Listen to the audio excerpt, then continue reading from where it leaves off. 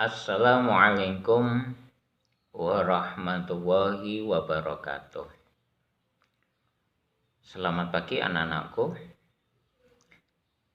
Barusan kalian sudah menyimak materi video pembelajaran untuk mapel pendidikan kewarganegaraan pada tema 8 subtema 1. Kali ini kita akan melanjutkan kegiatan daring kita dengan membahas materi bahasa Indonesia pada tema dan subtema yang sama. Adapun pokok bahasannya yang akan kita ulas di video ini adalah tentang mengidentifikasi cerita fiksi. Untuk membantu kalian dalam menyimak materi yang Pak Aris sampaikan, silakan kalian buka LKS Bahasa Indonesia pada halaman 61. Dan dengan mengucapkan Bismillahirrahmanirrahim, kegiatan belajar ini kita mulai. Anak-anak, pembahasan materi pada video ini akan Pak Aris awali dengan membahas definisi atau pengertian dari cerita fiksi. Kata fiksi atau fiktif mempunyai arti tidak sebenarnya atau bersifat khayalan. Jadi yang dimaksud dengan cerita fiksi adalah cerita yang berisi peristiwa-peristiwa yang tidak sebenarnya. Bentuk daripada cerita fiksi atau teks fiksi misalnya, itu ada dua. Yang pertama berbentuk cerpen atau cerita pendek. Yang kedua adalah berbentuk novel atau cerita yang cukup panjang, oleh karena itu bentuknya biasanya dibukukan. Sebuah cerita fiksi mempunyai dua elemen atau unsur penting. Yang pertama adalah unsur intrinsik dari cerita, dan yang kedua adalah unsur ekstrinsik. Pada halaman 61 pada LKS kalian sudah diterangkan apa saja unsur-unsur intrinsik dari sebuah cerita fiksi. Dimulai dari tokoh, kemudian perwatakan, kemudian ada alur atau plot, ada setting atau latar, dan kemudian ada juga amanat atau pesan moral. Inilah unsur intrinsik dari sebuah cerita fiksi. Kemudian di halaman 62, di sana tersaji sebuah cerita fiksi berjudul Legenda Rawa Pening. Pak Aris berharap kalian akan membaca cerita itu hingga tuntas, kemudian kalian jawab pertanyaan yang ada di halaman 63 yang terkait dengan cerita tersebut. Jenis-jenis cerita fiksi pada halaman 63 dibedakan menjadi 7.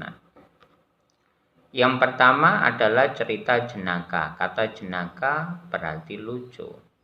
Ada banyak kelucuan yang akan kalian temukan ketika kalian membaca cerita jenis ini, misalnya tentang si Kabayan. Kemudian mite atau mitos. Cerita ini berhubungan dengan unsur kepercayaan yang dimiliki oleh bangsa Indonesia.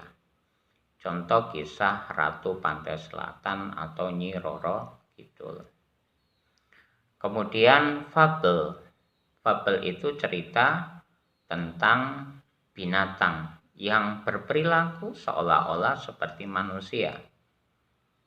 Ada cerita yang cukup terkenal yaitu cerita Kancil dan Buaya yang sering dibaca di buku-buku perpustakaan. Ini termasuk contoh fabel yang bisa kalian pelajari. Kemudian legenda. Legenda adalah cerita asal muasal suatu tempat. Misal legenda Danau Toba, legenda Gunung Tangkuban Perahu, Gunung Bromo. Itu contoh legenda yang bisa kalian baca. Sage. Sage adalah cerita yang mengandung unsur perjuangan atau kepahlawanan.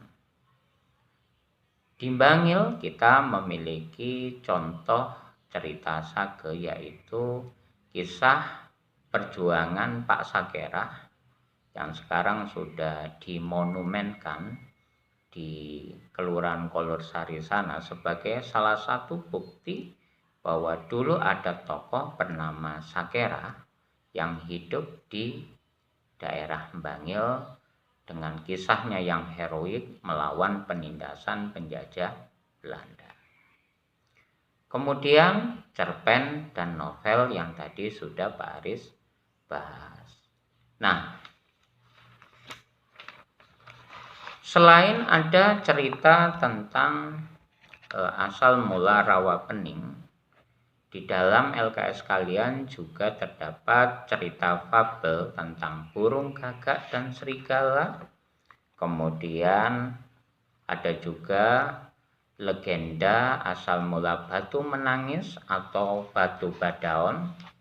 Dan juga masih banyak cerita-cerita lain yang bisa kalian temukan tidak hanya di LKS, tapi juga buku-buku cerita lain di internet yang bisa kalian baca untuk menambah hasanah wawasan pengetahuan kalian terhadap cerita asli Indonesia.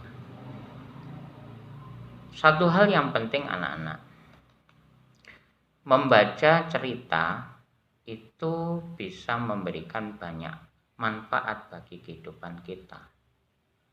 Karena setiap cerita itu pasti mengandung pesan moral atau amanat yang berguna bagi kehidupan kita sebagai individu atau bagian dari warga masyarakat.